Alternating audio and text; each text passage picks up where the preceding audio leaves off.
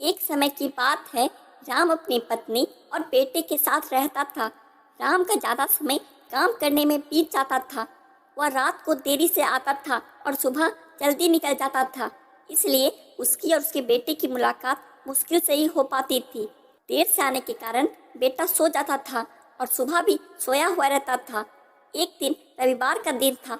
उस दिन राम को घर से ही काम करना था, इसलिए वह सोफे पर बैठकर आराम से लैपटॉप पर काम करता है।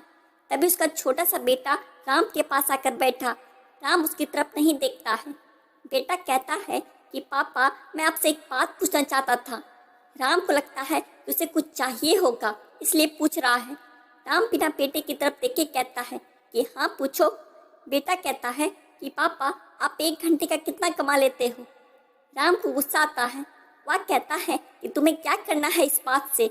जरूर तुम्हें कोई फालतू की चीज़ या खिलौने चाहिए, इसलिए पैसों के बारे में पूछ रहे हो। ये सब तुम्हारे काम की चीज़ नहीं है। जाओ, जाकर सो जाओ और मुझे मेरा काम करने दो। बेचारा बेटा चुपचाप जाकर अपने कमरे में सो जाता है।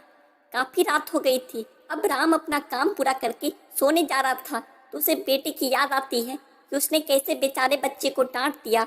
शायद उसे सच में कुछ ज़रूरी चाहिए होगा, नहीं तो वह पैसों का क्यों पूछता। ऐसा सोचकर राम बच्चे के कमरे में जाता है और उसके माथे पर हाथ फेरता है। मेरा बच्चा सो गया क्या? तभी बच्चा अचानक उठ बैठा और बोला, नहीं पापा, मैं जागा हुआ हूँ। पिता बच्चे से कहता है कि बेटा, मैं उस वक्त व्यस्त था, अब बोलो तुम्हें कितने पैसे चाहिए? बेटा कहता है कि पापा, मुझे पैसे नहीं चाहिए, आप बस मुझे इतना बता दीजिए कि आप 1 घंटे का कितना कमा लेते हैं। पिता कहता है कि मैं 1 घंटे में 100 रुपया कमाता हूँ। बेटा झट से उठकर अपने गुल्लक को तोड़कर उसमें से 100 रुपये निकाल लाया और पिता को दिए और बोला, ये लो 100 रुपये, क्या आप अपना 1 घंटा मेरे साथ बिता सकते हैं? ये सुनकर पिता हैरान हो गया। उसे मन ही मन बहुत शर्मिंदगी महसूस हुई। आज से ही उसने अपने मन में ठान ली थी कि वह अपना समय बेटे को भी देगा।